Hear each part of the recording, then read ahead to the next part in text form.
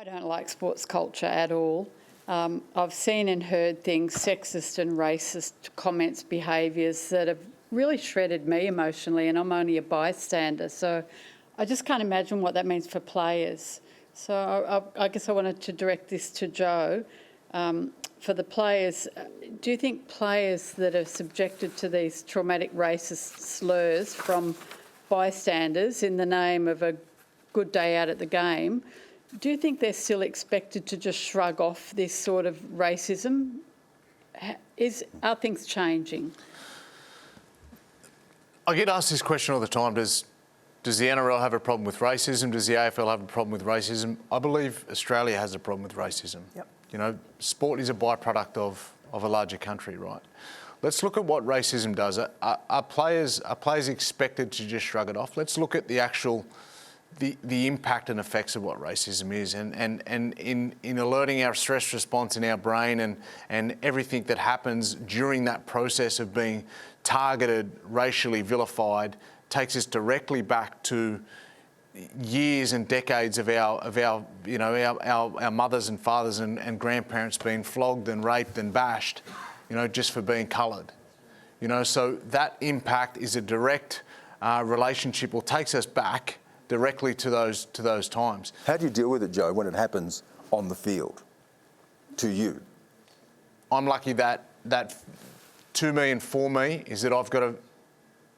I would like to class myself as someone who's what's the term they say, emotionally intelligent around that sort of stuff. I know if I go and knock someone's teeth out, who gets in trouble.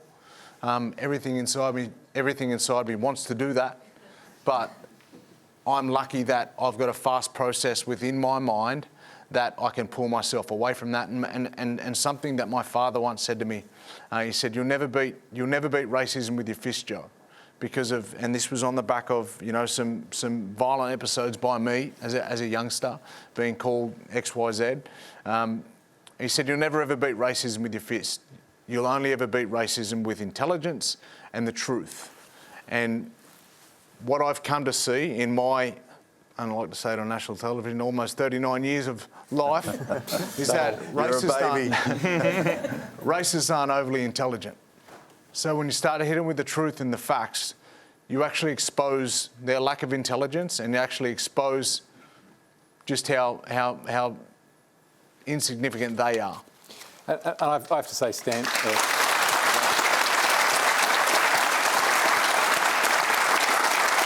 I think it's also worth mentioning, Stan, and it comes back to also the leadership question that we posed right at the very start of this, because Joe's right, sport is a symptom of society, it is not the maker of society. However, we do have a leadership position to take, and I think more parts of the sporting system actually need to be a lot more vocal and open about the behaviours they will and won't accept and deal with it. Where's that failing, Catherine? Because it persists. The Eddie Betts book recently revealed what he went through.